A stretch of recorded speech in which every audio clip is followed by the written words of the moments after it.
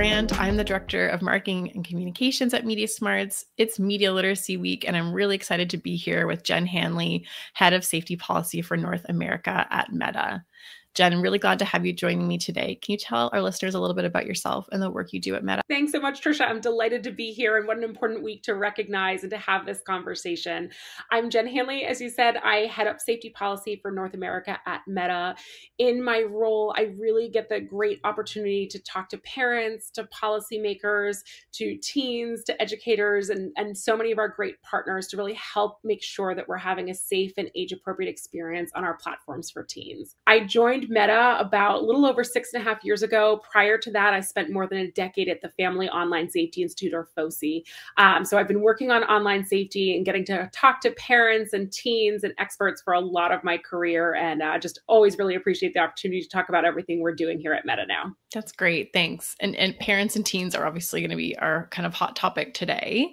And I'm wondering for parents who are maybe considering letting their teen open an Instagram account for the first time, because I know Instagram is sort of the go-to for teens, probably more so than Facebook these days. What do you think they should know about parents themselves, about how teen accounts work differently from regular accounts? Yeah. So, when parents and teens are thinking about letting their teen go online and join social media platforms, they should first of all have a conversation about their expectations as parents for what they want their teens to be doing online, what they don't want them to do, and really use some of the resources, which we can talk more about, that can help facilitate those conversations. But what we did is in 2024, we completely reimagined the Instagram experience for teens.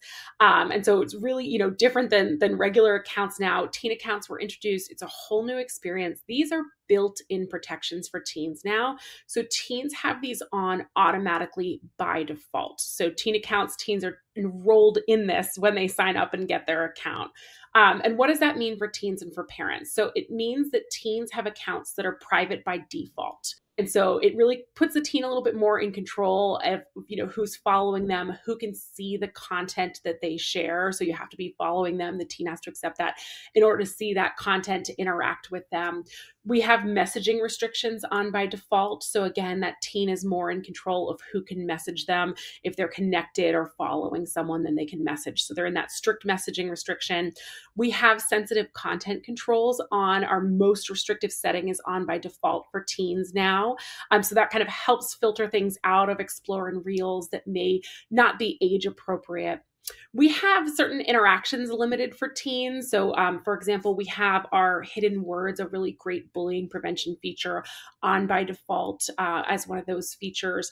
And then we also have time restrictions in place. So we have time limit reminders. After about 60 minutes of using Instagram, a teen will get a reminder encouraging them to leave the platform.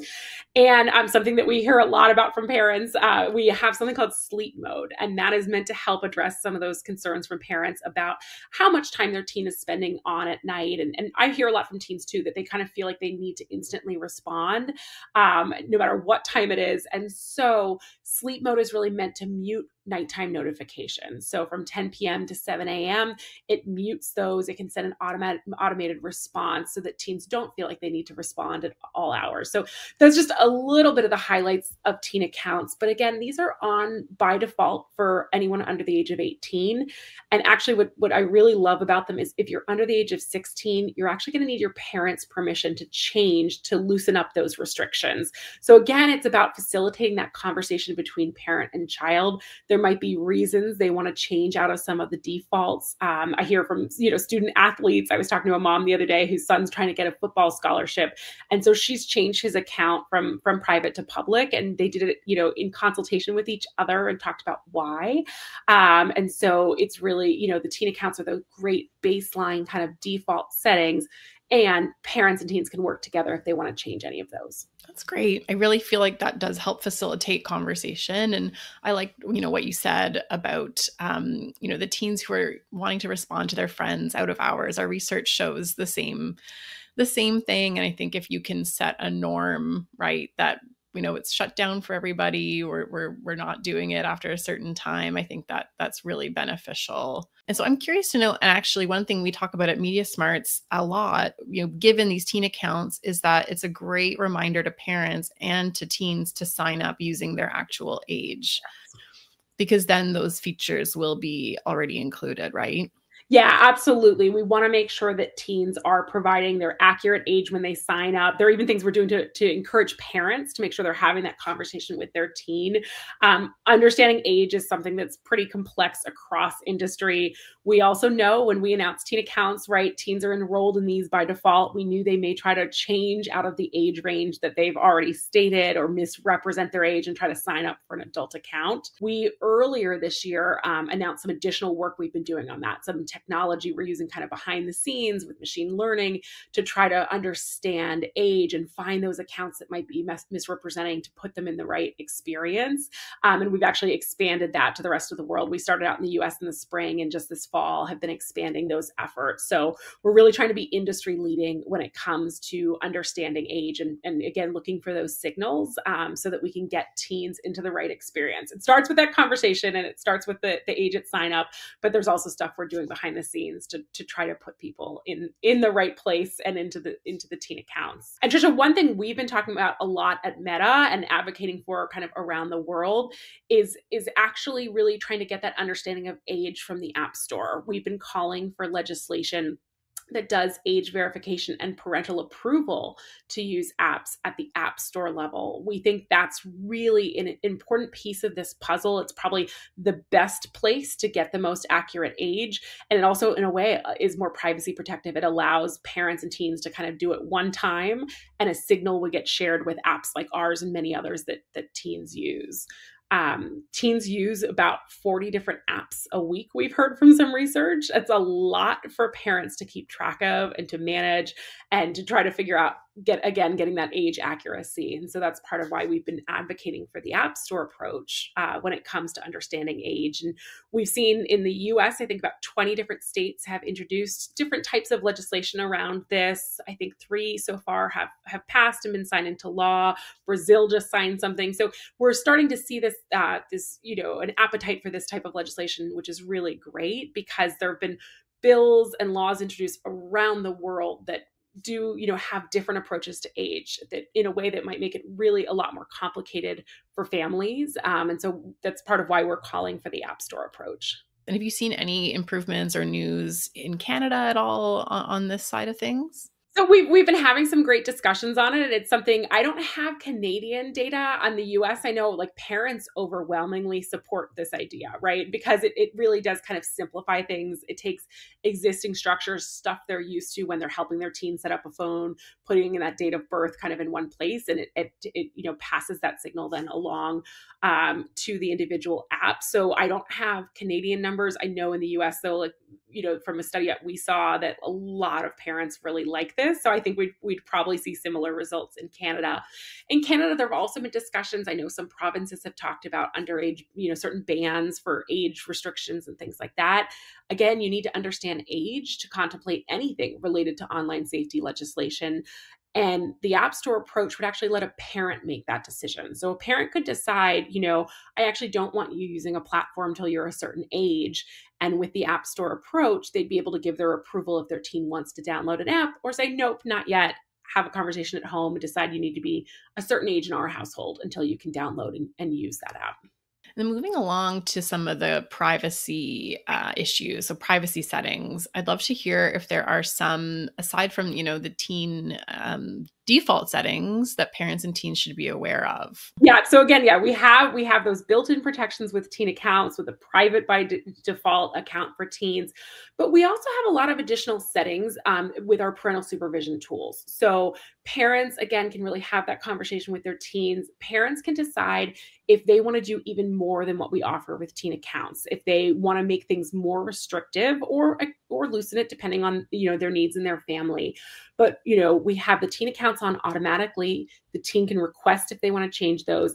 And then if parents want to, they can use supervision tools on Instagram, on Facebook, on Messenger, and they can get more insights into their teen's experience. So for example, they can, if their teen wants to, they can share if they've reported a piece of content to us. So then the parent has an idea of like, if their teen has had, an experience that made them uncomfortable, or maybe bullying has happened to them, that gives a really great opportunity to have a conversation about what their teen's encountering online. Parents can get messaging insights so they can see who their teen's been chatting with in the last week. I think that's another really great one where it's not revealing the full contents of the messages themselves. We have privacy concerns about that, but it gives that parent a chance to say, like, oh, you've been chatting, with this person more frequently, or, what's going on here? You suddenly, are more interested in this or are engaging with this type of account.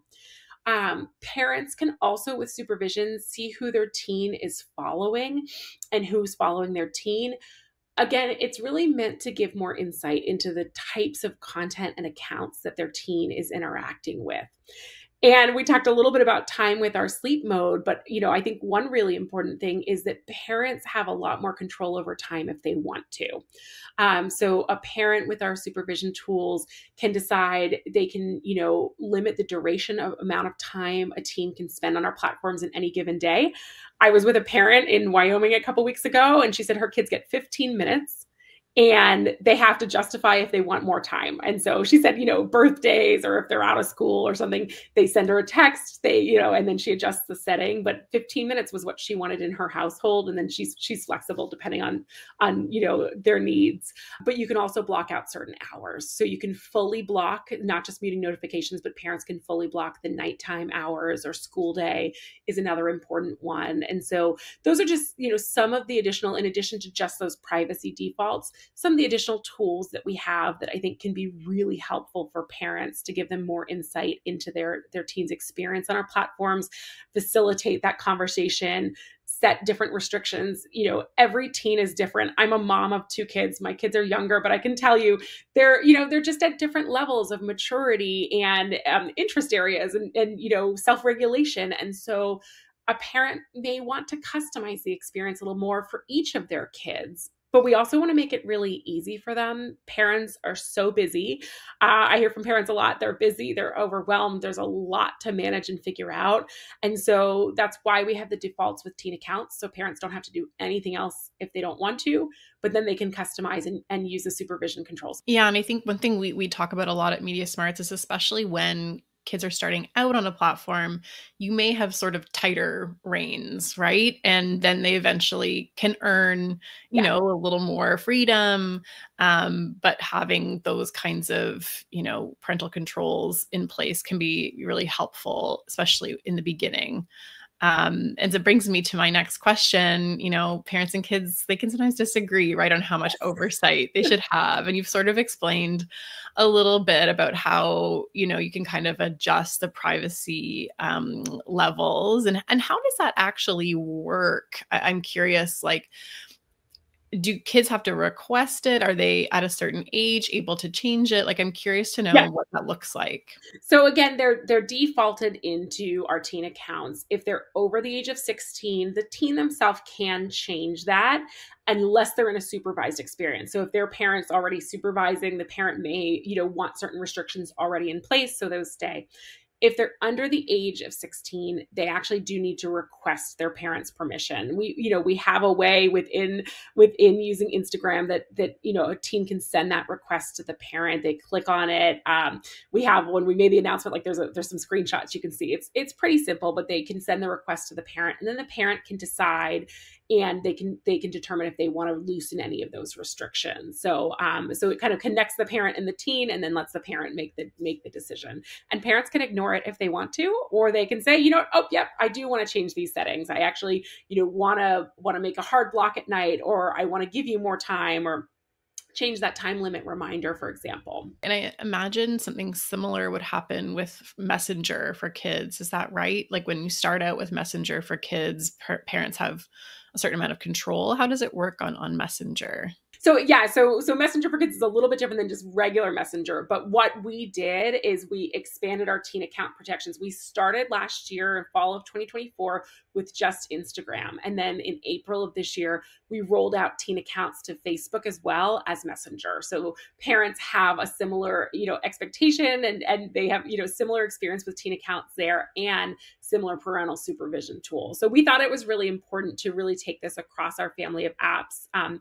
And we also continue to build. I think that's something parents should know is, we're always listening to feedback, hearing from experts, hearing from parents about what's working, what could be better. And so we're always looking at ways to improve the teen accounts and parental supervision experience. And so in addition to expanding to Facebook and Messenger earlier this year, we've also added some additional tools and features like restrictions on going live if you're under the age of 16, for example, some DM features as you talk about Messenger and things. And so we're always kind of looking at what else do we need to do? What else could really help families and make it easier for them? Yeah, again, our online world's always changing and evolving. So yeah. It's a lot. It's a lot for parents to figure out and keep track of. And, as I said, I'm a busy mom. I know what it's like to juggle all of this. And that's part of why at Meta, we wanted to make things as easy as possible. So even with the supervision, it's a dashboard parents can see. It's some pretty easy toggles for them to set the restrictions that they want, to make changes that they want, and to get those insights. So what are some of the biggest concerns you're currently hearing from parents about teens online? Yeah. And so my job I get to talk to parents, all the time, which is really great to hear their experiences, their needs, their concerns, the good stuff that they're doing with their teens online. Overwhelmingly, we hear from parents, they're concerned about the content that their teens are seeing, and whether it's age appropriate. They're concerned about unwanted contact and how to really prevent their teens from interacting or hearing from, unconnected adults. That's a really common one. And again, time. It always comes up to, my kid's online too late or they're on their phone too late and things like that. So those are really consistently like what we hear the most from parents. And that's part of what we try to address with teen accounts and continue to build towards and adding those additional features. And when it comes to teens, I think I hear a lot of different things from them about concerns that they have, also building trust. That came up. I was at an event with a lot of teens a few weeks ago, and they kept talking about how they build trust with their parents and help their parents understand what they're doing online. And so, how they have those conversations. One fun thing that teens bring up a lot is, and we see this kind of with even the way we differentiated with teen accounts with those under 16 and over 16, is they've learned a lot when they were younger, and they're a little bit more responsible online as they get older. And so also they talk about how they discuss this with their siblings at home. And so instead of just the parent trying to manage this, sometimes it's the older sister or brother who can bring their own experiences and really help the younger one navigate, what they're doing online. And again, what they shouldn't be doing. So I think that's always really fun to hear, is, lessons that they've learned and advice that they have for younger teens as well. And what's really special about my job is I also get to hear all the really great stuff. So we're talking about, how to address risks and minimize, concerns that could happen online.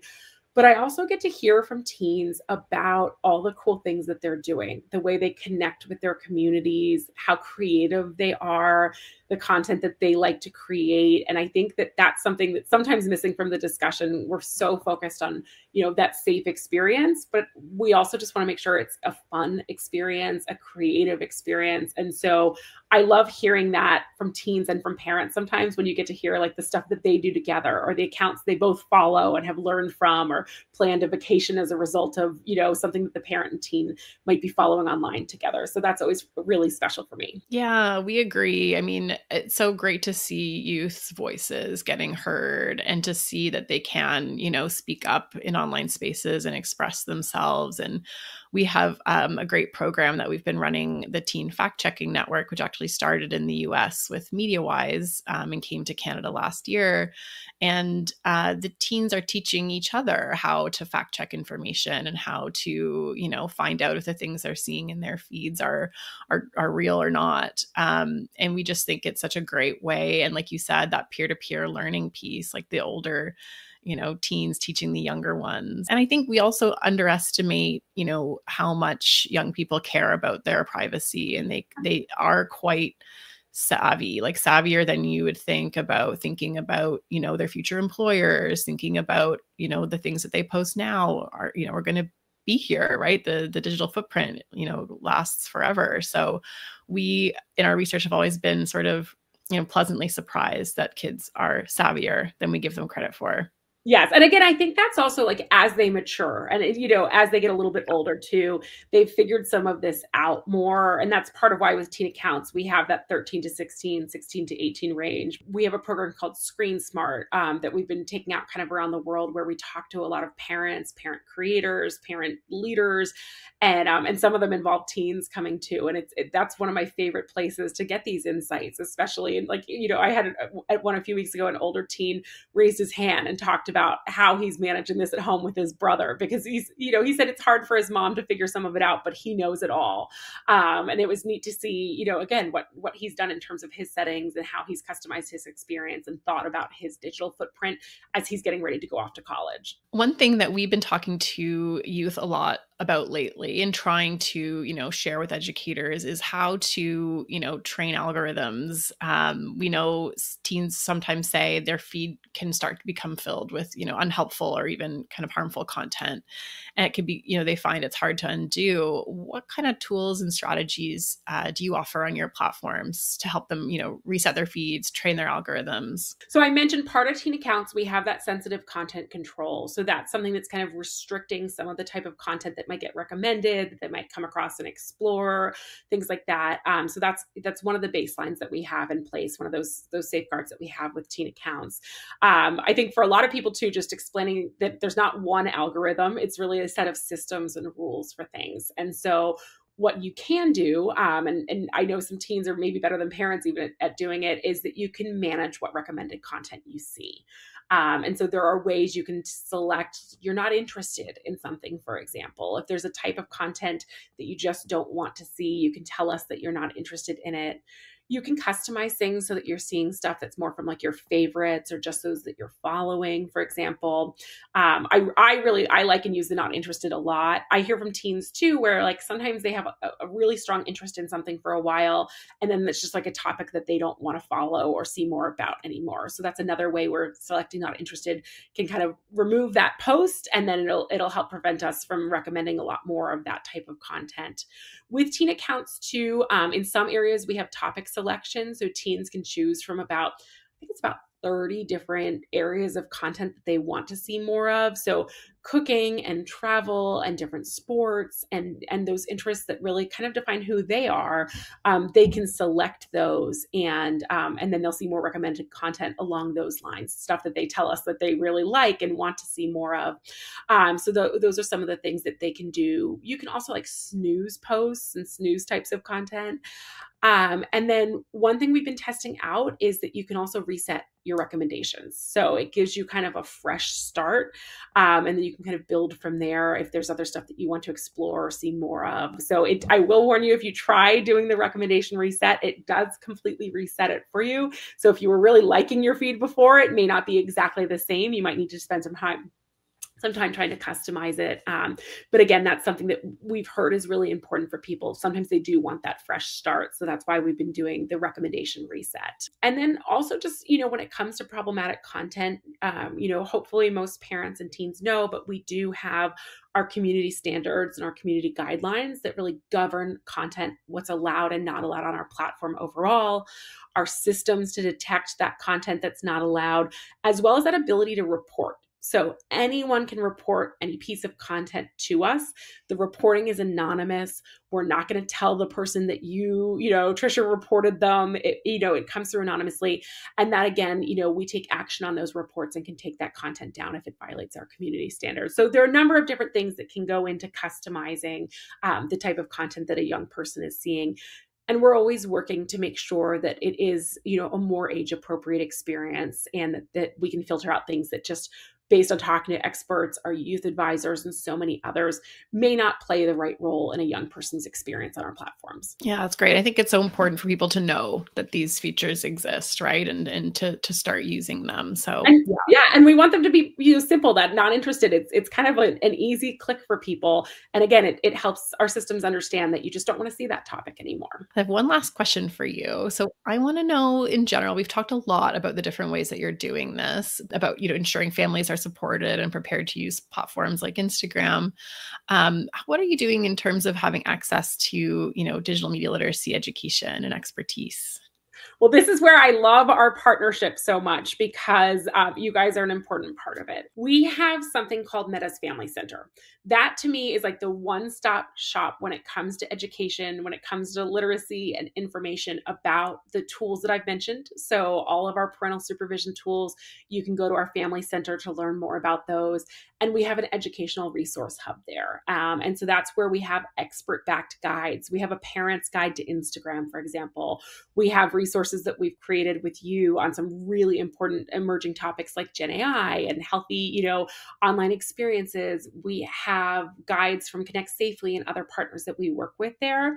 And those are really meant to help educate and support parents. Sometimes these are hard conversations to have, or you as a parent don't always know, like, where do I start with this? How do I get my kid talking about what they're doing online and what their experience is like? And these guides, like the ones that we've done with MediaSmarts and the ones we've done with some of our other partners, are a really great starting place and resource for parents. And so I'm always really proud to share our education hub because I think it's just a really great place to get a lot of information. And again, we're trying to make it easy. It's like one-stop shop for parents. You can get information about the tools, you can learn more about teen accounts, and then you can get these different guides by topics. They're bullying prevention guides. We have all just sorts of stuff to help you have those conversations at home. That's great. Well, thanks so much, Jen. I really appreciate being able to have this dialogue with you today. And we'll make sure, we're keeping the conversation going between MediaSmarts and Meta going forward.